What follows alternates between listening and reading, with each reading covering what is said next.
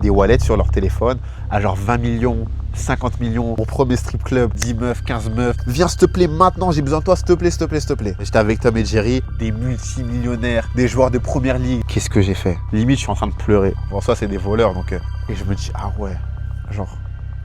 C'est ça l'argent, genre... CSFD, aujourd'hui dans cette vidéo, je vais te montrer comment j'ai transformé ma vie en une seule décision. Celle de partir à Dubaï en tant que coiffeur. Je me suis fixé l'objectif de passer de 0 à 10 000 euros par mois. J'ai réussi en 4 mois. On va s'asseoir ensemble, je vais tout expliquer. Let's get it! Cheer! Bon là j'ai pris mon PC parce que là il y a énormément de notes, il y a énormément de sujets que je dois aborder. Comment j'ai pris cette décision du jour au lendemain de partir à Dubaï? Ça va faire 4 ans que je coiffe, donc les tresses, les locks, et 3 ans et demi que je coupe, donc en tant que barbeur, genre tout ce qui est dégradé, taper, etc. Je vais t'expliquer comment il y a 8 mois j'ai pris la décision de partir à Dubaï, tout simplement pour réussir en tant que coiffeur là-bas. Donc ce qui s'est passé, c'est que avant de partir, j'étais dans une période de transition. J'étais arrivé à un moment dans ma carrière de coiffeur où certaines circonstances dans ma vie m'ont poussé à revenir chez mes parents et travailler dans un salon. Donc dans ce salon, j'étais payé même pas 2000 euros par mois. Et en fait, j'étais très frustré parce que avant ça, j'avais connu des situations où j'étais indépendant dans une plus grande ville. Et en étant indépendant, plus en travaillant un peu dans un salon, je gagnais déjà 5, 6, 7 000 euros par mois. J'avais quoi, 19 ans? Mais toujours avec cet objectif d'aller chercher plus. J'avais énormément de frustration par rapport à ça parce que déjà, je sentais que je n'étais pas fait pour être ici. J'étais fait pour voir plus grand, toucher une meilleure clientèle, montrer vraiment mes talents et je savais qu'en fait, mes talents, ils avaient vraiment aucune limite. Tout ça, ça créait de la frustration, l'environnement aussi, parce que moi, je viens de Dunkerque, donc c'est une toute petite ville. Et donc, j'avais un contrat dans ce salon. Le contrat arrivait à terme et moi, j'avais déjà prévu de repartir vivre à Lille, donc dans une plus grosse ville où j'avais énormément de clientèle. D'ailleurs, j'avais toujours des clients de Lille, même de Douai, qui faisaient la route jusqu'à Dunkerque pour se coiffer avec moi, pour vous expliquer à quel point, genre j'ai toujours eu des clients, super fidèle. Donc le contrat arrive à sa fin. Je suis en train de préparer des recherches d'appartements pour redéménager à Lille et travailler là-bas en tant que coiffeur et rebâtir la clientèle que j'avais autour de ce que je sais faire, donc la coiffure. Je commence à chercher des appartements sur Se Loger, Le Bon Coin, j'appelle. Impossible d'avoir une réponse positive, même une visite, genre vraiment impossible. Et c'était une période où il y avait énormément de personnes qui recherchaient parce que c'était le début de l'année et il y avait plein d'étudiants qui arrivaient à Lille. Et à chaque fois que j'avais des contacts avec des potentiels appartements, il y avait quelque chose qui bloquait. Donc ça a créé une frustration encore plus forte chez moi. C'est-à-dire que j'étais bloqué à Dunkerque, je termine mon contrat, je veux partir à Lille. Impossible de pouvoir trouver un appartement alors que j'avais l'argent, j'avais tout ce qu'il fallait. Mais impossible de trouver un appartement. Et là, je commence à avoir une idée que j'avais déjà eue. C'était je peux vraiment satisfaire les meilleures personnes, les meilleurs clients au monde. Où est-ce que je peux trouver ces meilleurs clients qui vont justement pouvoir me payer beaucoup plus cher, je vais pouvoir leur fournir des meilleurs services et ils vont vraiment être satisfaits du service que je leur propose. Je commence à penser à certaines villes et là, je commence à penser à Dubaï. C'est la ville du moment. Tu as tous les gens connus qui vont là-bas, tu as plein de millionnaires, c'est une ville incroyable. Ça peut être une bonne idée, mais alors j'ai encore cette retenue de me dire ah ouais, là, du jour au lendemain, là, je change de pays, je change de continent. Mais j'avais cette peur au fond de moi. Et en fait, moi, je suis quelqu'un de très transparent envers moi-même. C'est-à-dire qu'à chaque fois que j'ai pas fait les bonnes actions, toujours remis en cause. Pareil, là, c'est un sentiment de peur que j'avais. Je savais pertinemment que j'avais pas d'excuses à me donner et que c'était juste moi qui avais peur de passer le pas justement. Je me souviens, je vais voir un ami qui est un peu plus âgé que moi, il doit avoir un peu plus de la trentaine. Je lui parle de ma frustration que j'ai par rapport au fait que j'arrive pas à bouger de Lille. Et je dis, oh mais de toute façon, des fois je me dis, je devrais partir à Dubaï comme ça. Et là au moins, il y aura des gens qui seraient prêts à payer mes services et je pourrais toucher une meilleure clientèle et je pourrais évoluer. Et il me dit, mais FD, c'est une idée de fou. Attends, tout de suite, je vais regarder les billets d'avion. Donc là, je me souviens, on était à son taf. Il va dans l'arrière-boutique, il prend son PC, il va sur Skyscanner, il regarde les billets d'avion. Il y a un billet d'avion là dans 10 jours. Et là, je le regarde comme ça. Et je lui dis, let's go, j'y vais. J'ai l'information, je prends ma voiture, je roule à fond, je rentre chez moi. Je vais sur ChatGPT, je prends mon téléphone, je regarde, faut-il un visa pour aller à Dubaï? Je regarde, quand tu as le passeport français, tu as le droit à 90 jours. Ok, let's go, je prends le billet d'avion. Poum, le billet d'avion il est pris. Il y avait ma mère, je dis wow, maman, je vais partir à Dubaï, je vais aller faire ci, ça. J'avais ce moment d'euphorie. Je partais dans genre 10 jours et genre j'avais vraiment pris la décision en même pas une heure genre. Et là l'euphorie commence à baisser et là je me dis ok, comment je vais faire? En soi, créer une clientèle en partant de zéro dans une nouvelle ville, c'est quelque chose que j'ai fait plusieurs fois. Dans des petites villes, dans des métropoles à l'échelle de la France, Lille. Donc là je me dis, je sais comment faire, je sais utiliser les réseaux. ça va le faire, tu vois. Donc là, je commence à réfléchir à toute une stratégie où je me dis, ok, pour que j'ai de l'impact sur les réseaux, l'idéal, c'est que je fasse suivre un challenge et je documente toute mon arrivée. Je me lance un défi. Donc là, en l'occurrence, c'était réaliser 10 000 € par mois. Je me lance un défi, je fais suivre ça à tout le monde. Je partage l'évolution et ça va me permettre de faire grossir mes réseaux, attirer des clients et attirer tous les Français justement qui sont sur Dubaï. Donc entre le moment où je prends mes billets d'avion et les 10 jours, bah justement, je prépare tout ça, tu vois. Je suis en train de préparer mon plan, je suis en train de préparer mes logements. Franchement, je prépare mon arrivée à Dubaï. Et là, j'arrive à Dubaï, je me souviens, je suis arrivé vers 6h ou 7h du matin. Quand je suis parti là-bas, j'avais des économies, j'avais de l'argent de côté, mais j'avais pas énormément parce que c'était vraiment pas quelque chose de préparé. Donc, je vais avoir quoi peut-être 2000 € à tout casser. Ce que je fais, c'est qu'au début, je prends un Airbnb de 2-3 jours en me disant, les 2-3 premiers jours, j'ai un logement. Et ensuite, je vais voir comment ça se passe dans Dubaï, quel quartier est le mieux situé. Surtout que je vais faire des déplacements. Donc, j'ai mon Airbnb 3 jours. Et ensuite, je prends mon logement à côté quand je connaîtrai un peu mieux la ville. J'arrive, le soleil est en train de se lever. Et là, le taxi, il me dépose à l'adresse de mon Airbnb. Et là, je regarde, j'ai un peu moins de 2000 €. Forcément, je vais prendre les trucs les moins chers au début. Parce que je ne sais pas encore quand est-ce que je vais avoir mes premières rentrées d'argent. Donc, au début, je prends le truc le moins cher. Et là, pour ceux qui connaissent, j'arrive à Al Barsha. C'est un quartier juste à côté du Mall of Emirates. Ceux qui connaissent, c'est le mall où tu as la station de ski et tous les magasins de luxe, etc. C'est un gros mall. Et en fait, c'est un peu le quartier cheap de Dubaï. Donc là où tu vas voir tous les Indiens, tous les Sri Lankais, tous les Pakistanais. Tu vois, les rues, elles sont un peu ça. Ça reste Dubaï. C'est bien positionné. Mais c'est le Dubaï un peu cheap, tu vois. Donc déjà, j'arrive et je me dis, ah ouais, putain, c'est pas ce à quoi je m'attendais, tu vois. Certes, c'est pas cher, mais à ce point-là. Et bref, je récupère mon Airbnb, pareil, je vois la chambre super petite. J'avais la chambre et en gros, il y avait une cuisine et la salle de bain que tu partageais, tu vois. Et là, pareil, je vois ça, je me dis, putain. Genre là, va falloir vite faire rentrer de l'argent, tu vois, parce que là, ça commence à vraiment... Alors là, c'est vraiment chaud, genre. Genre, j'ai toujours eu la mentalité où je veux me contenter du minimum, mais là, genre, ça m'a tellement sorti du confort que j'avais en France. Je découvre tout ça, l'Airbnb, le quartier. Bref, je calcule pas, je me dis, c'est pas grave, je vais bouger, tu vois. Et je vais commencer à gagner de l'argent et je vais avoir une meilleure situation, un meilleur appartement. Donc, j'arrive un peu dans ce contexte-là. Je crois que je dors peut-être 2-3 heures et directement, je sors. Et là, je vais à Downtown. Et là... c'est la première fois que j'allais à Dubaï. J'arrive dans le mall, je fais un tour du mall, je vois c'est immense. J'arrive, je sors, je vois le Bourge, immense. Je vois les voitures, je vois des mecs à peu près de mon âge. Je vois ils sont en Lambo, Ferrari, ils sont en McLaren. Et là en fait, là j'ai un gros moment de panique où je me dis, oh, qu'est-ce que j'ai fait? Alors là, je suis venu à Dubaï, j'ai presque pas d'argent. Je suis dans un appartement de merde. Là, je regarde, il y a des gens de mon âge, ils sont en Aventador, ils sont en Classe G. Comment je vais faire pour rivaliser avec ces gens-là, tu vois? Et là, je commence à paniquer, je commence à avoir des pensées en mode putain, j'ai envie de rentrer, pourquoi je suis parti? Ma famille, elle me manque. Alors dans ma vie, genre, j'ai voyagé, j'ai quitté, je crois à 12 ans, j'ai quitté ma famille pour le foot. Genre, j'ai jamais eu cette pensée en mode, ouais, ma famille, elle me manque. Mais là, j'étais en mode, wow, ma famille, elle me manque, j'ai envie de revoir ma mère, mes frères, tout le monde. Et là, je commence à vraiment paniquer. Et là, je me dis, ah ouais, là, en fait, ça va vraiment être difficile. Parce qu'en fait, tu arrives dans une ville, personne ne te connaît. Et toi, ton objectif, c'est d'être la référence de la coiffure, en tout cas sur le marché francophone à Dubaï, tu vois. Et donc, première nuit que je passe, limite, je suis en train de pleurer. Tu vois. Je suis pas bien, je passe la pire nuit de ma vie. Donc, j'arrive à dormir, je dors. Je me réveille.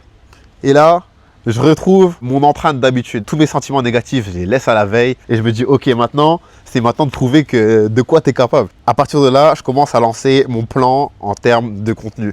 Donc, ce que je fais, c'est que je prends mon téléphone, je sors CapCut. Et là, je fais quelque chose que j'ai jamais fait.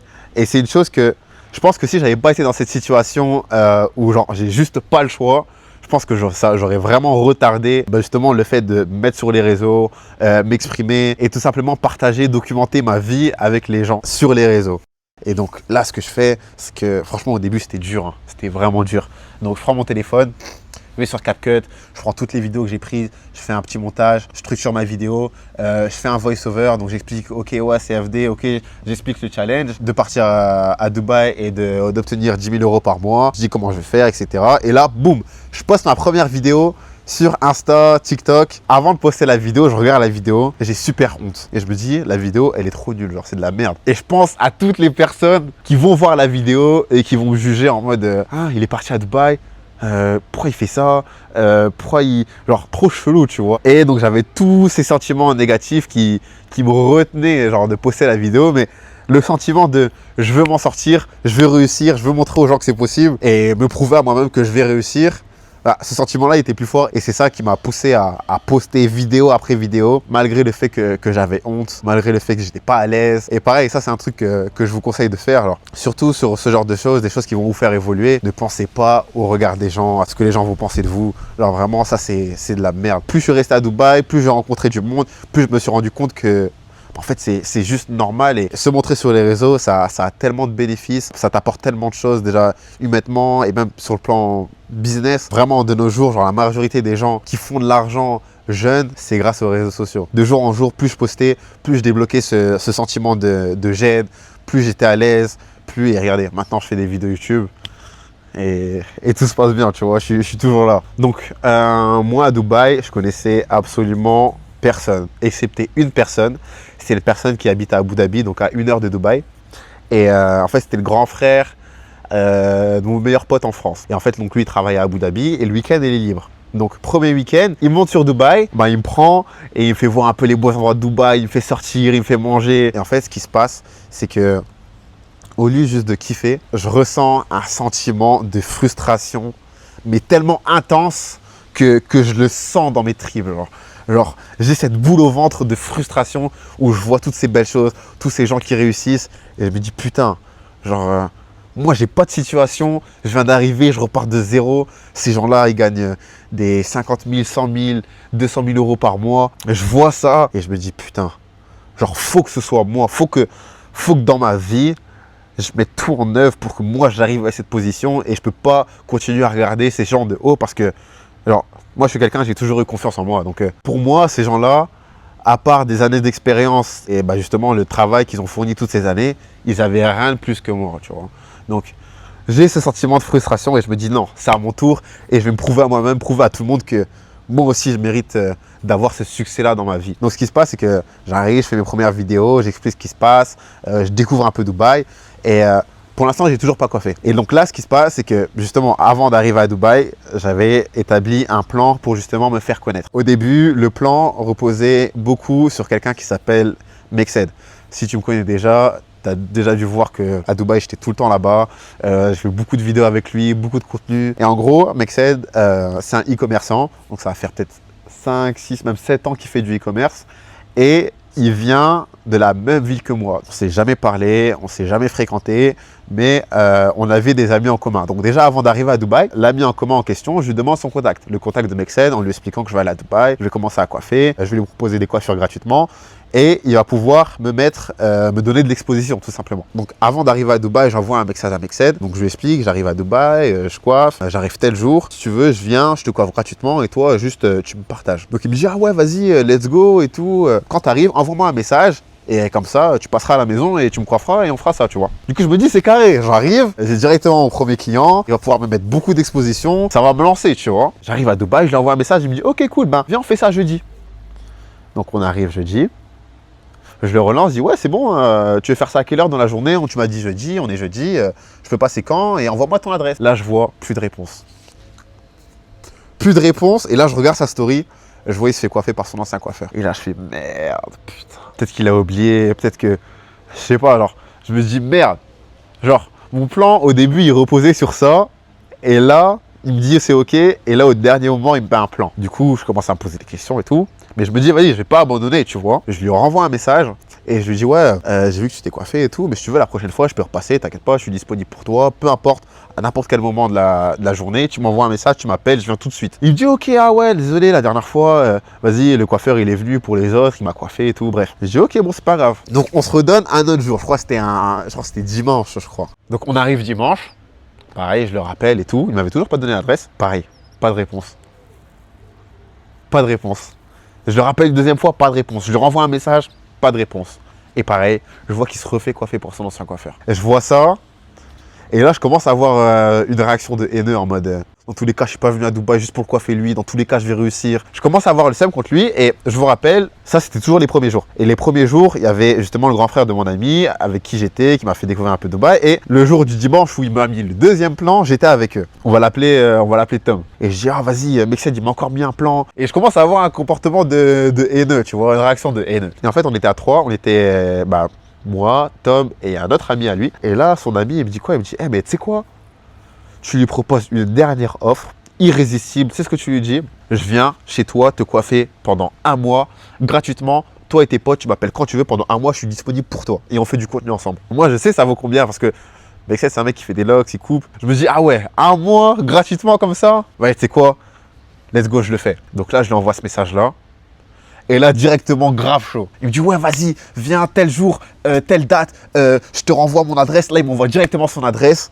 Et là, ça se fait. Donc j'arrive, première fois j'arrive, je le rencontre et tout. Donc là, le rendez-vous se fait, il m'envoie son adresse, je prends un taxi, j'arrive dans sa villa et là, je découvre tout le monde. Donc je découvre Mexed, je rencontre Enews, pareil, Enews c'est son associé, c'est quelqu'un qui vient de Dunkerque lui aussi, donc on vient de la même ville. Il y avait Hugo, pareil, Hugo, je savais même pas qu'il était là-bas. Hugo, c'est un influenceur, il a plus de 2 millions sur TikTok, je crois qu'il a 500 000 sur Snap. Même ça, j'avais pas conscience qu'il y avait ce mec en plus et que lui aussi il allait pouvoir m'apporter encore plus de visibilité. Je les coiffe, je leur fais des coupes de fou, ils kiffent. Ils commencent à me partager sur leur réseau. Je commence à avoir des ajouts. Et en fait, ça a vraiment été là mes premières interactions sociales sur Dubaï. Donc avec des jeunes qui ont des business, qui réussissent. Être en contact avec ces gens-là, genre ça m'a beaucoup aidé.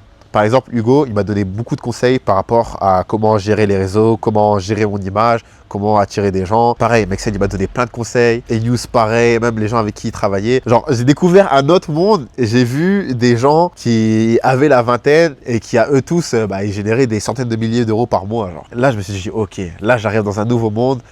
Je me rends compte que c'est encore plus possible. Et ces gens-là, genre certes, je les mets bien. Genre, je les ai fait économiser à eux tous, genre des milliers d'euros. Mais ils m'aident, tu vois. Ils me poussent. Et c'est pas juste, ils sont là, ils grattent les coupes. Et je dirais pas qu'on est tout de suite devenus amis, mais il y a une vraie relation où moi, je viens les coiffer. Et eux, ils me partagent, ils me donnent de la force. Hugo, le nombre de fois où il m'a contacté, il m'a dit, ah, il y a un mec qui veut se coiffer, tiens, ajoute-le. Il m'a passé énormément de clients. Pareil, Mexed. Combien de clients j'ai eu grâce à lui. Et moi, j'aime bien demander aux gens comment ils m'ont découvert, comment ils m'ont rencontré. Et au début, les premiers mois, à chaque fois, c'était « Ah, je t'ai vu sur la story de Mexed. Ah, je t'ai vu sur la story d'Hugo. Ah, je t'ai vu sur la story de Mexed. » Et c'est comme ça que petit à petit, j'ai commencé à avoir mes premiers clients et j'ai commencé à enchaîner. Tout ça, c'est venu de la persévérance parce qu'il m'a mis un plan 2 fois. J'aurais pu abandonner, j'aurais pu dire « Ça y est, réagir avec de l'ego. » Pareil. Un sacrifice. Moi, quand je suis arrivé à Dubaï, j'avais 20 ans. Là-bas, la majorité, c'est 21. Je voulais louer une voiture. Je fais le paiement, etc. Je mets mes informations. Et au moment de recevoir la voiture, ça me dit non, monsieur, vous ne pouvez pas parce que vous n'êtes pas majeur. L'assurance ne prend pas en charge des personnes qui sont mineures, même s'ils ont le permis d'un autre pays, etc. Donc non, ça ne va pas être possible. Donc en fait, ce qui se passait, c'est qu'au début, tous mes déplacements, il se faisait en taxi. Vous allez dire, les taxis là-bas, c'est pas cher, mais pour vous donner un ordre d'idée, par exemple, Mexed, lui, il habite super loin de la ville. Je dépensais à chaque fois, genre, 250 dirhams pour faire l'aller-retour chez lui. Ouais, 65 euros. Donc, je commence à enchaîner. Et à partir de ce moment-là, ce qui se passe, c'est que je commence à être frustré parce que je commence à beaucoup travailler, mais mon argent, genre, je le vois pas vraiment, tu vois, parce que c'est le début. Au début, mes coupes, elles étaient que à 50 euros. Je dépensais tout mon argent dans le taxi juste pour me déplacer. J'ai commencé à voir le syndrome du shiny object, le syndrome de l'objet brillant. C'est-à-dire que tu vas voir des gens réussir dans certains domaines et tu vas regarder, tu vas te dire ah ouais en fait, genre lui ce qu'il fait, genre c'est mieux que ce que je suis en train de faire maintenant, tu vois. Tu vas lâcher ce que tu es en train de faire et tu vas commencer à faire ce que cette personne elle fait. Et donc en fait moi je voyais tous les gens qui réussissaient jeunes et en fait ils avaient tous un point commun, c'était qu'ils avaient un business en ligne.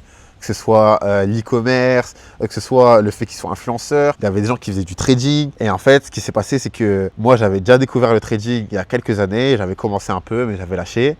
Et là, je me suis dit, là, c'est le moment de reprendre. Parce que vas-y, je coiffe, mais vas-y, j'arrive pas à vraiment voir mon retour sur investissement. Certes, ça me permet de vivre, de rester à Dubaï. Mais vas-y, il faut plus d'argent. Là, faut que je devienne millionnaire, tu vois. Et donc, je recommence à me former en trading. Je commence à passer énormément de temps à me former. Et en fait, la coiffure, ça devient juste un moyen d'avoir des revenus pour me permettre de vivre et de rester à Dubaï, tout simplement.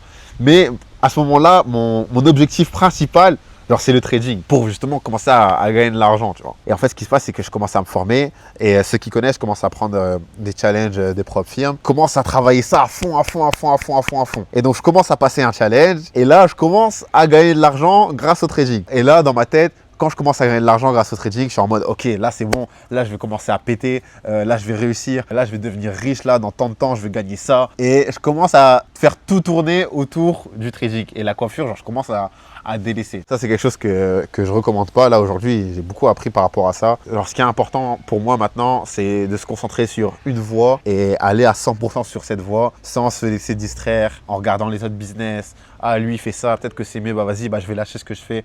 Et ça en termes d'évolution, genre le fait de papillonner comme ça de business en business, ça te tue et ça te fait perdre un temps genre incalculable. Parce que tu vas commencer à monter un business, tu vas arriver à un moment où tu vas rencontrer des problèmes dans ce business, tu vas voir quelqu'un d'autre faire quelque chose et tu vas dire ah c'est bien ce qu'il fait et tu vois pas tous les points négatifs de ce business et bah toi genre attiré par justement la réussite rapide, tu vas abandonner ce que tu fais et tu vas aller sur un autre business, mais sauf que tu repars à zéro et tu recommences, tu arrives au problème et après tu te dis ah mais en fait genre c'est pas aussi facile que je le pensais et tu changes de business continuellement. Maintenant j'essaye de me focus, c'est-à-dire que là c'est la coiffure et là l'objectif c'est vraiment de scaler dans la coiffure. Et donc en fait ce qui se passe c'est que bah, j'habite toujours à Al Barsha, à côté du Mall of Emirates et tous les jours je prends mon PC, dès que je me lève je vais me poser dans un café au Mall of Emirates.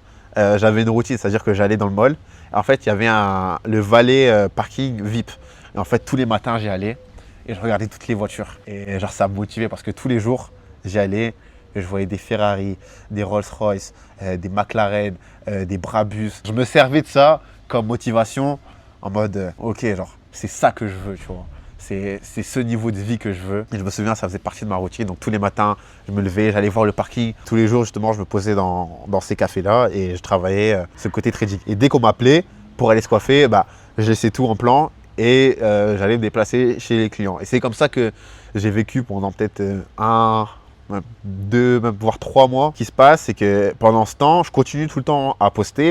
Et en fait, il commence à avoir un effet boule de neige où je commence à avoir plus en plus de clients, je commence à être de plus en plus demandé, je commence à coiffer des gens de plus en plus connus, je commence à coiffer des influenceurs. Je me souviens, excepté Mexed et Hugo, alors, la première personne vraiment connue que j'ai coiffé, c'était Ginero. En plus, avec lui, je me suis tout de suite bien entendu. Il est ivoirien comme moi. Donc, et puis même, on est arrivé à Dubaï au même moment et genre, on a très vite connecté, tu vois. Bref, tout ça pour dire que je commence à coiffer des gens connus, je commence à faire des vidéos, je commence à avoir de plus en plus de vues, ma clientèle, elle s'agrandit. Et petit à petit, genre, ma demande de coiffure m'empêche de continuer le trading tout simplement. Ce qui se passe à ce moment-là, c'est que là, je commence à vraiment sentir un momentum par rapport à la coiffure. J'ai de plus en plus de clients, je gagne de plus en plus d'argent. Ma majorité approche, donc je vais pouvoir avoir une voiture, donc je vais pouvoir garder tout l'argent que je fais pour moi et pas le donner à mes taxis pour le déplacement. Je commence à recevoir des messages d'encouragement en mode « Wow, je suis en train de voir ce que tu fais, c'est trop bien, continue. Wow, moi aussi je suis barbeur, comment tu fais ça ?» Je commence à avoir des supporters entre guillemets. Et là, je commence à sentir le momentum. Et donc, ce qui se passe, c'est que là, il se passe 2-3 mois. Je continue à travailler, donc tous les jours, du matin au soir, je coiffe. Quand je peux faire un peu de trading, je fais du trading. Je fais augmenter mes comptes. Je coiffe de plus en plus de clients. On arrive au terme des 90 jours du visa. Et en gros, ce que j'avais fait, c'est quand j'ai pris mon billet, j'avais pris un billet retour pour être justement sous les 90 jours. À ce moment-là, je rentre en France pendant une période de 10 jours. Et en fait, ce que je vous ai expliqué, c'est que je commence à avoir des messages de barbeurs qui me demandent comment je fais, comment je me suis expatrié, comment j'ai fait pour coiffer telle ou telle personne. Ils me demandent des conseils et il y a même des gens qui me réclament des formations. Donc là, à ce moment-là, toujours avec l'idée d'évoluer et faire des choses nouvelles, je me dis, ok, je vais rentrer en France. Et j'ai 10 jours pour créer ma formation. Genre. Je rentre en France. En fait, j'avais pas vu ma famille, tous mes amis depuis plus de 3 mois. J'étais parti du jour au lendemain. Je rentre chez moi, je dépose mes affaires. Bonjour maman, mes frères. Directement, je commence à travailler. Je commence à prendre un setup avec des lumières pour filmer. Je commence à appeler des clients pour pouvoir les coiffer et montrer comment je coiffe. Tout filmer. Je commence à appeler mon pote qui est réalisateur. Bref, je prends même pas le temps de me poser et de réfléchir à ce que je vais faire que je suis déjà directement dans le travail intensif. Ce qui se passe, c'est que je pense que les 3 premiers jours où j'arrive en France, je crois sur 72 heures, je dors même pas 10 heures. Et en fait, genre là, je commence à atteindre un niveau de fatigue que j'ai jamais atteint dans ma vie. Je commence limite à faire un burn-out. Et je me dis, peut-être que je fais pas les choses dans le bon ordre. Là, je suis parti à Dubaï. Je me suis lancé un challenge. Je suis en train de le documenter. J'ai même pas encore atteint les 10 000 euros par mois. Que vas-y, je vais commencer à faire des formations et tout. Genre, je veux commencer à vouloir aider les gens, les coiffeurs.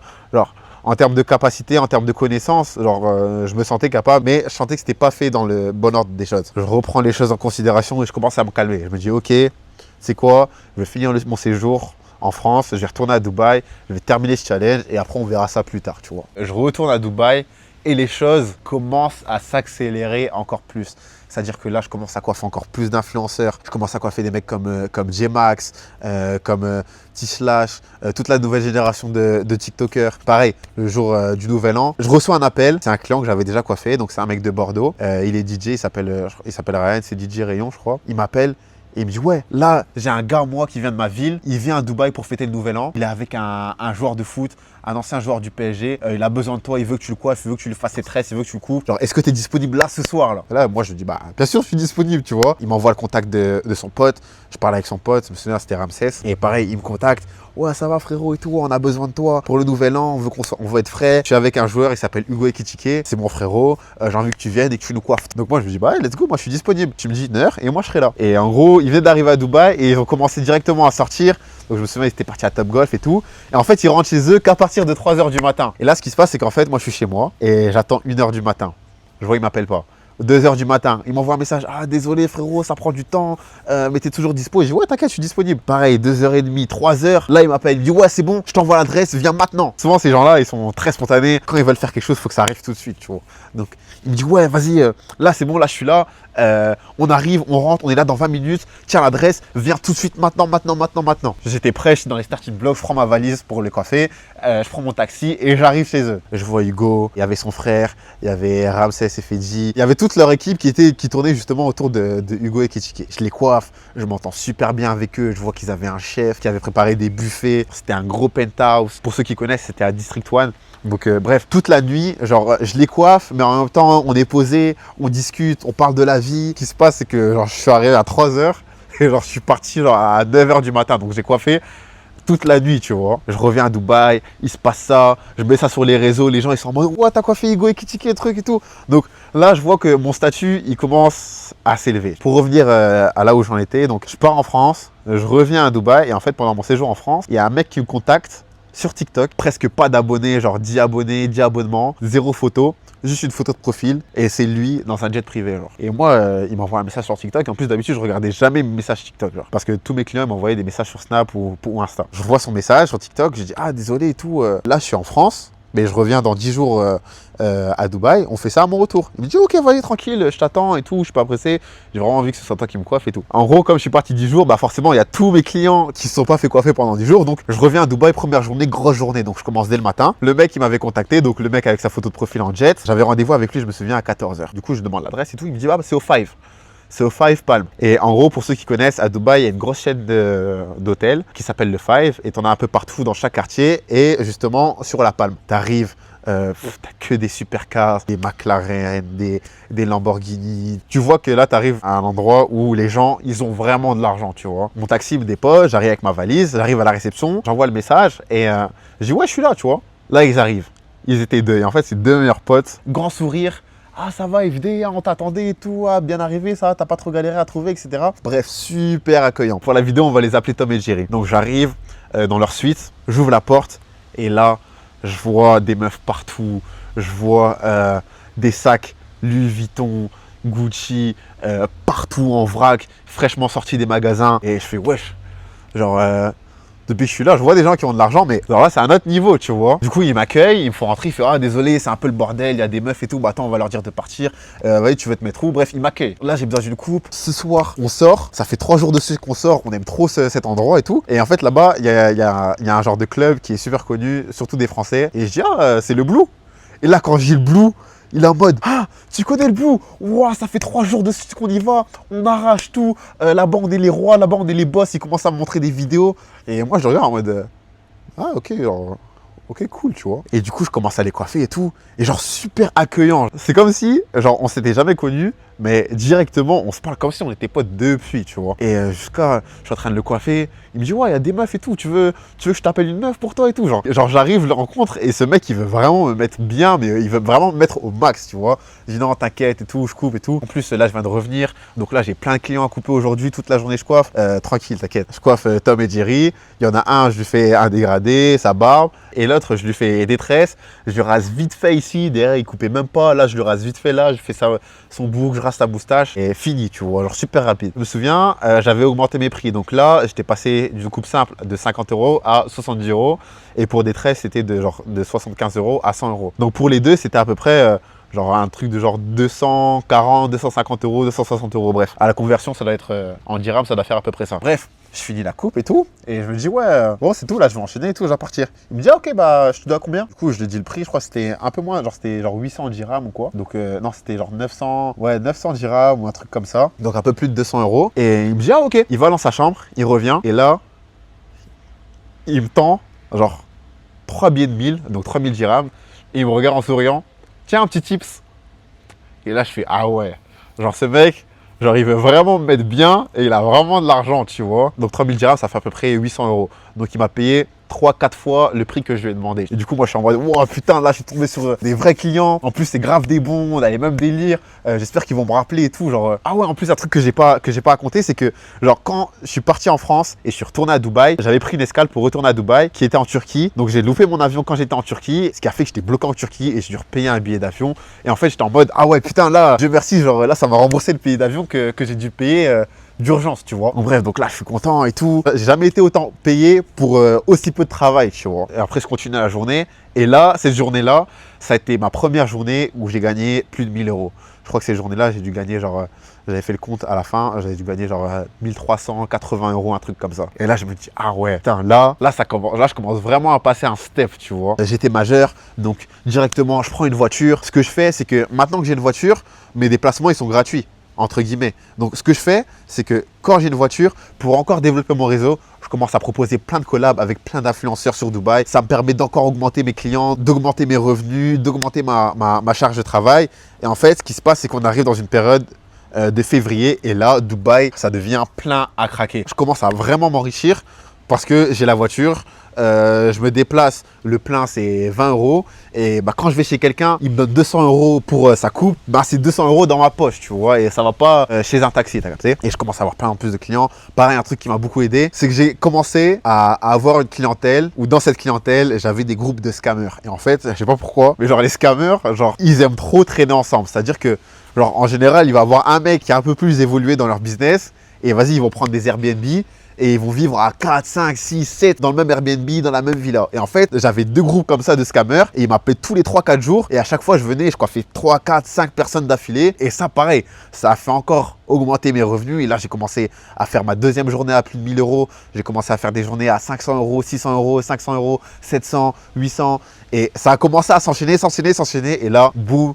Là, quand je commence à faire le calcul, je me dis, mais attends, mais là, j'ai dépassé les 10 000 €. Parce que moi, je comptais même pas. Parce que je recevais de la crypto, je recevais du cash, je recevais des virements bancaires, je recevais des euros, je recevais des dollars, je recevais des dirhams. Et en fait, au jour le jour, je savais à peu près combien j'avais gagné ce jour-là. Mais je m'étais jamais posé pour me dire, ah, ok, là, en tant de temps, j'ai fait tant. Et là, en fait, là, je commence à me poser et je me dis, mais en fait, là, c'est bon, là, j'ai reçu les 10 000 €, genre. Ce qui se passe, c'est que j'ai un sentiment de satisfaction. Mais j'ai aussi une part de moi où, bah, déjà, je savais que ça allait réussir, je savais que ça allait marcher, mais il faut faire toujours plus. Et je me rends compte que, ben, c'est bien, je coiffe des gens toute la journée, mais c'est super fatigant. Et vas-y, pour faire évoluer ça encore, faut que j'arrive à passer au niveau supérieur. À ce moment-là, je commençais à gagner de l'argent en trading. C'est-à-dire que je commençais à faire des journées où je gagnais 500 €, je gagnais 1000 €, je gagnais 1200 € grâce avec le trading, plus des journées où j'avais des grosses journées. Et en fait, j'arrivais à faire des journées à 800 € dans la coiffure et genre 1200 € avec le trading. Et pareil, le trading, c'était un compte que je faisais évoluer, mais qui restait sur la plateforme. Et je vais y venir après. Là, je suis en mode, là, c'est en train de marcher, tu vois. La coiffure, ça marche. Le trading, ça marche. Genre là, je vais être le roi du monde, t'as capté? Là, on va revenir à Tom et Jerry. Et donc là, à partir de ce moment-là, je commence à avoir une meilleure qualité de vie. Je commence à profiter avec des amis que je me suis fait là-bas. Je commence à aller manger dehors. Et là, je commence à apprécier genre le travail qui commence à porter ses fruits, tu vois. Et en fait, ce qui se passe un jour, c'est qu'il y a un ami qui m'appelle, il me dit, ah, je fais une yacht party, tu veux venir? Du coup, moi, je me dis, bah, cool, première de partie, genre, c'est lourd, tu vois. On va sur le bateau, je découvre, je suis sorti, bon, incroyable, tu te sens le roi du monde, tu navigues tout autour de Dubaï, tout autour de la Palme. Genre, t'es sur ton yacht, les gens, ils te regardent, bam, tu kiffes, tu manges, bref, kiffant. Et là, il y a Tom et Jerry qui me rappellent. Rappelez-vous, les mecs qui m'ont payé genre 800 euros pour juste 2 coupes. Ils m'appellent, ils me disent « Waouh, ce soir, c'est mon anniversaire. Désolé, FD, j'ai oublié de te prévenir. Est-ce que tu peux venir maintenant? En plus, j'ai envie de faire une couleur. Viens, s'il te plaît, maintenant. J'ai besoin de toi, s'il te plaît, s'il te plaît, s'il te plaît. » Et en fait, là, je suis en mode « Ah ouais, genre là, il a besoin de moi. » Genre, il m'a dit telle heure. Il m'a déjà donné des pourboires de fou. Là, c'est le moment de le mettre bien, tu vois. Et en fait, le rendez-vous que j'avais après mon bateau, c'était quelqu'un avec qui je m'entendais super bien et je savais que ça allait pas le déranger de décaler ça à plus tard ou même le lendemain. Et du coup, je réponds à Tom et je lui dis ah ouais, j'avais rendez-vous et tout, ça va être chaud, mais vas-y, je vais essayer de faire en sorte de t'arranger, mais je te promets rien, tu vois. Et moi, je savais que ça allait être bon, mais je lui ai dit ça pour qu'après, il soit en mode ah ouais, genre, il a déplacé des clients pour moi. Vraiment, FD, c'est vraiment un bon, je veux vraiment le mettre bien, tu vois. Et du coup, je fais ça, je préviens mon autre pote, il me dit ouais, pas grave, on fait ça plus tard. Du coup, je sors du yacht, je vais chercher les produits pour faire sa coloration, j'arrive chez lui et en fait, il se préparait pour aller fêter son anniversaire tout simplement. Donc, je le coupe, je fais sa couleur, il kiffe et tout. Et là, il me regarde à la fin de la coupe, il me dit hey, FD, t'es chaud de venir manger avec moi pour mon anniversaire? Donc, moi, lui et Jerry, tu vois. Donc, on va à 3. Et je le regarde comme ça, je dis ah, mais le client que j'ai décalé pour toi, je vais aller le couper juste après et tout. Ça va être chaud et tout, laisse tomber. Même moi, j'essaie de pas trop me mélanger avec mes clients. C'est-à-dire que je gardais le côté pro, c'est-à-dire ouais, moi je suis juste le coiffeur, je viens, je te coiffe et c'est tout et ça va pas au-delà de ça, tu vois. Et il me regarde un peu déçu comme ça en mode ah ouais, t'es sûr et tout. Je voulais te faire goûter un resto, genre là-bas, il y a genre, la meilleure viande que j'ai jamais mangée de ma vie. Genre c'est incroyable, faut vraiment que tu goûtes ça, tu vois. En plus c'est mon anniversaire, allez, viens et tout, tu vois. Et je dis ouais, non, franchement, je pense pas et tout. Le mec il m'attend, j'ai déjà décalé pour toi, ça va être chaud et tout. Laisse tomber. Et là, il me dit ah ok, bon, c'est pas grave. Je prends mon téléphone, première notification que je vois. Ouais, FD, c'est trop tard, laisse tomber, on fera ça demain. Là, je regarde la notification. je regarde Tom. Et je dis ouais, c'est bon, let's go. Et en fait, ce qui s'était passé, c'est que j'avais toujours mes affaires de la yacht party. Donc j'étais un peu sale, un peu mouillé et tout. C'était la fin de la journée, mais j'avais pas le temps de rentrer chez moi, me changer, me laver, etc. Genre c'était trop tard, genre le restaurant il allait fermer. Il me dit ah bah tu sais quoi, bah vas-y, douche-toi ici, t'inquiète, je te passe des vêtements et tout. Il vient, il me donne des vestes, une veste élevée, il me donne un jean, je sais pas c'était quel jean, bref. Il me rhabille et genre il m'a habillé pour genre peut-être, je sais pas, genre 5, 6, 7 000 euros genre. On sort. On va dans le restaurant, ça s'appelait l'Amelia, c'est à côté de The Address, à Downtown pour ceux qui connaissent. Et j'arrive, cadre de fou, le valet parking, que des grosses voitures, l'accueil incroyable. Bref, restaurant de luxe, tu vois. On rentre, je vois, il y a un mec comme ça, cheveux plaqués, costard, très bien habillé. Il vient, il se dépêche vers Tom et Jerry. Il fait ah, vous êtes revenus et tout, ah, on vous attendait. Là, il y a votre table elle est prête. Allez vous asseoir, venez, je vous accompagne. Et genre vraiment un gros accueil, tu vois. Et là, Jerry, il me regarde, il fait ah, c'est le patron et tout. T'as vu comment il aimait bien en même temps. On dépense beaucoup d'argent chez lui. Et directement, genre, on est mis au max, tu vois, dans un top restaurant. Et on arrive, on se pose.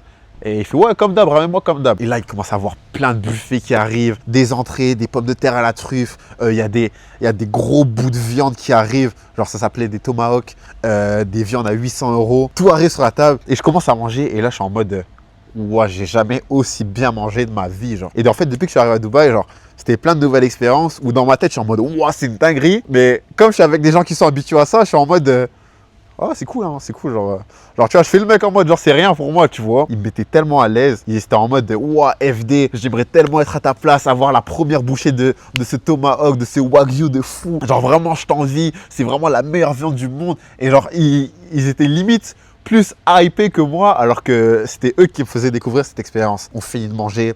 Ils me ramènent justement au Blue. On va au Blue. Je vois pareil, l'accueil de fou. Justement, il m'avait déjà hypé en mode, hey, tu vas voir, on va arriver là-bas, c'est vraiment nous les boss. Bah, c'est en club, donc tu as des envois de bouteilles. Et en fait, là-bas, quand tu as un envoi de bouteilles, tu mets ton nom sur les murs, tu mets la musique que tu veux, etc. Et tout le monde te regarde, tu vois. Et en fait, eux, ces gens-là, genre, ils ont tellement dépensé là-bas. Quand ils envoient le message au patron en disant on arrive. Déjà dans le club, ils mettent ouais, Tom et Jerry is coming, ils arrivent. Tous les vigiles, ils sont oh, waouh, vous êtes revenus. Ils donnent des pouvoirs à tout le monde. Ils arrivent, il y a déjà leur nom, ils mettent leur musique, ils font leur rentrée. Les gens du club, ils arrivent avec des drapeaux français. On arrive, on se pose, ils prennent des bouteilles à 6 000 euros, 10 000 euros. Ils envoient. Genre moi, pour moi, je découvrais les clubs là-bas. Même en France, genre je connais pas vraiment les clubs. Je vois ça et je me dis ah ouais, genre c'est ça l'argent, genre. Je pense pas que ce serait comme ça que je dépenserais tout mon argent, mais je me dis ah ouais, genre comment les gens te respectent, comment les gens te mettent bien, les choses qui te sont permis de faire, genre c'est incroyable. Et je passe une soirée, genre incroyable. J'ai mangé le meilleur repas de ma vie. Je vais au club dans l'un des meilleurs clubs de Dubaï. C'est nous les stars. Genre je suis avec eux. Tout le monde me regarde en mode ah c'est qui est avec lui. Tom et Jerry on les connaît mais lui c'est qui ce mec. Et en gros j'avais des clients dans le club et qui me reconnaissent, qui me disent ah ouais attends mais c'est un coiffeur. Il est avec eux.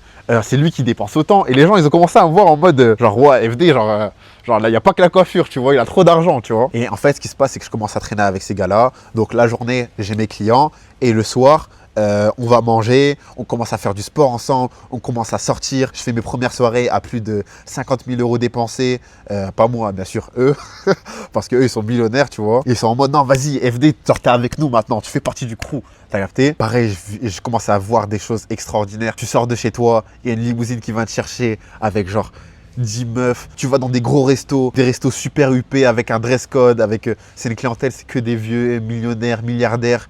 T'arrives, tu viens, tu casses tout, tu rentres avec, je sais pas, 10 meufs, 15 meufs, tu viens, t'as même pas de dress code, t'es en survêt, capuche, tu rentres, tout le monde te regarde en mode ouah, tu viens, tu dépenses. Pareil, après t'enchaînes, tu vas au club, pareil, t'as tout le monde qui a les yeux sur toi, t'as toutes les meufs que tu veux. Ces mecs-là, genre comme ils ont de l'argent, ils ont des contacts. Je commence à faire des soirées avec des joueurs de première ligue. Je vais pas dire leur nom parce que j'ai pas envie qu'ils aient de problème, mais je commence à faire des soirées avec des multimillionnaires, des gens qui, il y a quelques mois, genre je pensais genre inatteignables, tu vois. Et là, j'étais avec ces gens, je parle avec ces gens, c'était mes gars.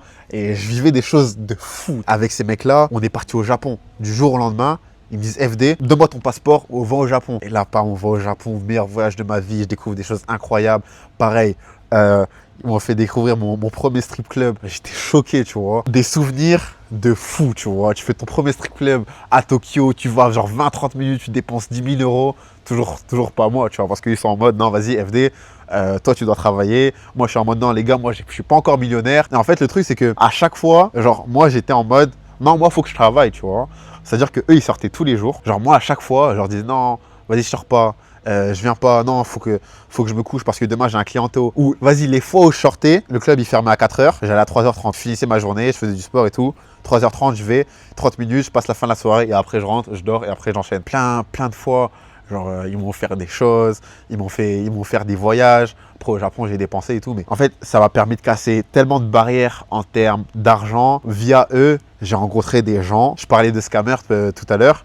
Genre j'ai rencontré des gens, ils avaient genre 16, 17 ans et genre c'était des scammers, des mecs qui venaient des States et genre ils te montraient des wallets sur leur téléphone à genre 20 millions, 50 millions. Je voyais des situations, des lifestyles, bah justement ces gens-là en l'occurrence, ils avaient des grosses villas sur la Palme avec devant 10 supercars et ils avaient des Urus, des Mansouri, tout ce que tu peux imaginer. Pareil, une situation de fou. J'étais avec Tom et Jerry dans un resto et ces mecs-là, justement, ces mecs de 16 ans et tout, genre multimillionnaires, c'est scammers. Donc, en soi, c'est des voleurs. On sort du resto. Donc, moi et Tom, par exemple, on va prendre un van pour se retrouver au club. Et Jerry, justement, lui, il allait avec ces gens-là. Ces gens-là, des types Urus, ils volent à 300 km sur l'autoroute de Dubaï, ils se prennent tous les flashs, ils crachent des voitures, ils les réparent même pas, ils les laissent en mode cadavre. Genre, tu vois un train de vie qu'offre l'argent et tu te dis, ah ouais, genre, c'est tellement déconnecté de la réalité. Et genre là, je sais que je vous explique ça, et il y a des gens qui sont en mode, non, c'est pas possible, ils mentent, tu vois. Mais c'est des choses et des gens que j'ai vus de mes propres yeux. Et quand je vois ça, je suis en mode, ah ouais, en fait, genre, il n'y a aucune limite. Genre. Même si eux, ils sont dans le vol, très clairement, il n'y a vraiment aucune limite. Parce qu'il y a des gens qui réussissent légalement, avec des voies plus traditionnelles, à être plus riches que ces gens-là. Donc, en fait, ça m'a cassé tellement de barrières psychologiques par rapport à l'argent. Ces gens-là, genre Tom et Jerry, genre, même si après on va voir que ça s'est un peu mal fini, ces gens-là, ils m'ont apporté tellement de choses dans ma vie, ils m'ont fait découvrir tellement de choses. Genre, quoi qu'ils me fassent, genre, je leur serais éternellement reconnaissant. Genre. Et en fait, ce qui se passe, c'est que j'avais du momentum, Donc j'ai atteint les 10 000 euros par mois et en fait, il s'est passé toute une période où ben, je sortais, on est parti au Japon, j'ai commencé à dépenser et à beaucoup moins travailler. Pareil, j'étais rentré aussi dans une phase de fausse productivité, c'est-à-dire que je faisais beaucoup de sport, je faisais peut-être 5-6 heures de sport par jour. Certes, en termes de physique, genre je me sentais bien, mais ces heures-là, j'aurais pu les mettre à travailler, à créer beaucoup plus de contenu, à aller faire plus de clients, à proposer des collabs. Et en fait, j'étais rentré dans une spirale où ben, là, je commençais à découvrir une nouvelle vie, commençais à plus profiter que travailler. Quand je travaillais, genre je faisais du sport, c'était un peu de la fausse productivité parce qu'en soi, genre passer 6 heures de sa journée à faire du sport, genre c'est pas ça qui va faire atteindre les objectifs en tout cas que moi j'avais à ce moment-là, tu vois. Je passe beaucoup de temps à faire du trading. À ce moment-là, je commence à perdre tout l'argent que j'avais réussi à faire monter sur ces comptes de trading. J'arrive à retirer un truc du genre 1500 euros. Mais après, pareil, genre, je fais exploser tous mes comptes. Je reviens du Japon, j'ai dépensé, j'ai pas travaillé. Je suis en train de perdre tout l'argent que j'ai sur mes comptes de trading. Je reviens, j'ai mon visa à payer. Donc pareil, ça c'était un peu plus de 2000 euros. Avec ma voiture, je me prends des amendes. Au lieu de payer genre juste 500 euros le mois, j'ai payé genre 2500 euros parce que j'avais pris plein d'amendes. Et en fait, il y a plein de choses comme ça qui s'accumulent. Et en fait, à un moment, je me retrouve en mode wesh. Là, je reviens du Japon, je me suis pris plein d'amendes, j'ai eu plein de dépenses imprévues. Pareil, en partant, j'ai acheté des caméras. Je suis en train de me rendre compte que, ah ouais, en fait, bah là, il y a presque tout mon argent qui est parti, genre. Et là, je commence à stresser, je recommence à avoir une prise de conscience. Et pareil, Tom et Jerry, il y a Tom qui commence à me parler, il me dit, ouais, je sais pas, j'ai l'impression que tu dors. Et regarde, t'as plein d'influenceurs, plein de gens connus dans tes contacts qui veulent se coiffer avec toi, tu fais plus de vidéos avec eux, tu fais moins de contenu, tu dors, genre ressaisis-toi, tu vois. Et là, j'ai une prise de conscience et je suis en mode, ouais, j'avoue, il a raison. Genre, je suis pas dans la merde, mais genre, faut que je rebosse, tu vois. Et en fait, ce qui se passe, c'est qu'il y a eu un problème en interne dans la vie de Tom. Et du coup, ça a créé des tensions entre Tom, Jerry, qui a fait qu'il y a une cassure dans notre relation. Et je me suis éloigné de ces gens-là. Toujours en étant super reconnaissant de tout ce qu'ils ont fait pour moi, tout ce qu'ils m'ont fait découvrir. Mais je sais pas, il y a eu une cassure et genre, c'était plus comme avant, tu vois. Mais j'étais dans un nouveau mindset où là, faut que je me refasse, faut que je relance la machine, faut que je repasse encore un step, tu vois. Et donc là, ce qui se passe, c'est que je recommence à faire énormément de contenu. Presque à chaque client, je tourne des vidéos, je tourne des plans et je commence à les poster. Et j'ai de plus en plus de retours. Je lance un nouveau concept de vidéo, ça commence à prendre, je commence à faire beaucoup de vues. Je commence à avoir de plus en plus de clients, je commence à coiffer de plus en plus de personnes. À ce moment-là, ce qui se passe, c'est que j'ai été invité pour inaugurer l'ouverture d'une chaîne de salon française à Dubaï. C'est Black Box. Ils m'ont appelé, ils m'ont invité pour pouvoir coiffer Sean Garnier.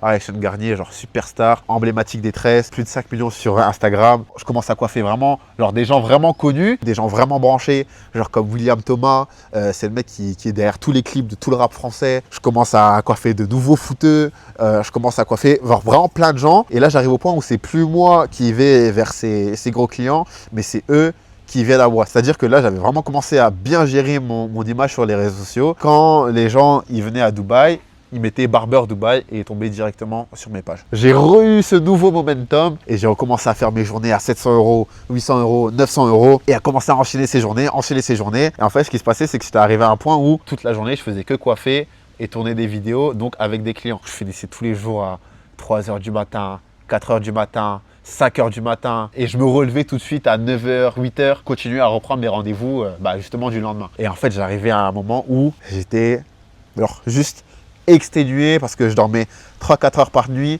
et genre même quand il se passait des journées où j'avais l'occasion de dormir un peu plus, genre mon cerveau il n'arrivait plus parce que genre j'avais tellement pris cette habitude de dormir peu qu'en fait j'étais complètement déréglé. À ce moment-là, pareil, je tombe sur un nouveau client et en fait ce mec il est spécialisé dans l'optimisation des posts TikTok, Instagram.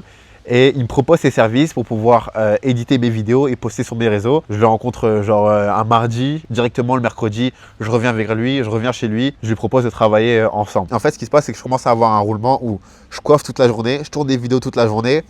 Quand je rentre chez moi, je fais des dossiers, un Google Drive, je lui envoie tout, je lui donne mes consignes et lui il poste tous les jours en faisant le montage que je veux, quelque chose d'optimisé justement pour Instagram et TikTok. Et là, en fait, j'arrive à un point où j'enchaîne les grosses journées, où je recommence à repasser la barre des 10 000 euros par mois, je commence à même la dépasser, après j'ai même plus compté. Et en fait, j'arrive à un point où je repasse la barre des 10 000 euros par mois, je fais des grosses journées, j'enchaîne des journées à 500, 700, 800, 900. Tous les jours, j'ai des nouvelles vidéos qui sortent avec des influenceurs, avec des gens connus, même des clients lambda, entre guillemets. Et elles prennent toutes. Je commence à faire régulièrement plus de 100 000 vues, 200 000 vues, 600 000 vues.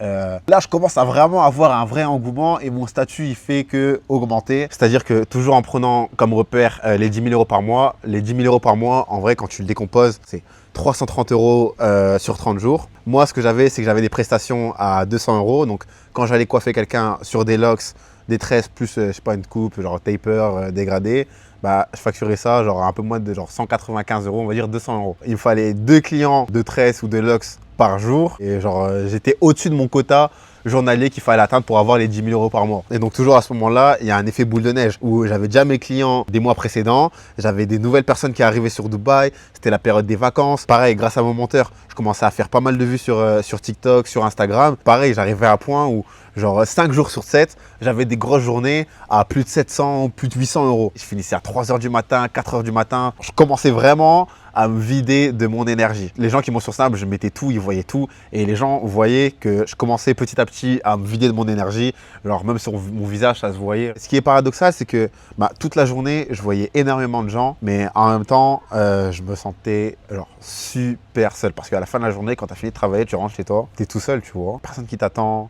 Il n'y a personne qui est prêt à s'occuper de toi. Et alors, c'est jamais quelque chose dont j'ai ressenti le besoin, mais et vraiment à ce moment-là, après avoir enchaîné plein de mois de charbon, la solitude commençait vraiment à se faire ressentir. Et mentalement, malgré que je gagnais ces sommes-là par jour et que j'avais jamais gagné autant d'argent, alors ça commençait à devenir dur. Et en fait, ce qui se passe, c'est que on approchait de l'été, on approchait le mois de juin. C'est à ce moment-là où tout le monde part, Dubaï se vide. On est profité pour rentrer cet été en France et toujours me lancer de nouveaux objectifs. Donc pour conclure un peu ces derniers mois que j'ai passé à Dubaï, ça m'a permis de beaucoup évoluer. J'ai pu apprendre à gérer beaucoup de situations stressantes par rapport à la gestion des clients, par rapport aux galères qui me sont arrivées. J'ai découvert un autre monde.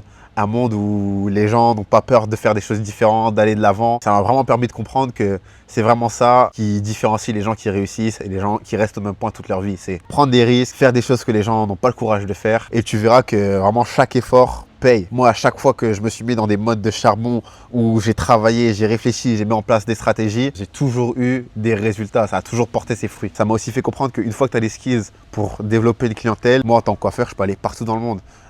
J'ai fait des petites villes, donc Dunkerque, des plus grandes villes, Lille, des métropoles à l'échelle mondiale, Dubaï, et à chaque fois, ça s'est passé super rapidement, super vite. Pourquoi? Parce que j'ai mis les stratégies en place et c'est vraiment quelque chose que maintenant je maîtrise sur le bout des doigts. Toujours pour revenir au fait de se différencier, moi je suis barbeur, mais j'ai tout de suite appris à faire des tresses, des locks. Ça a vraiment fait mon atout. Ça m'a permis de me différencier. Par exemple, des clients comme Hugo Ekitike ou je sais pas, peu importe.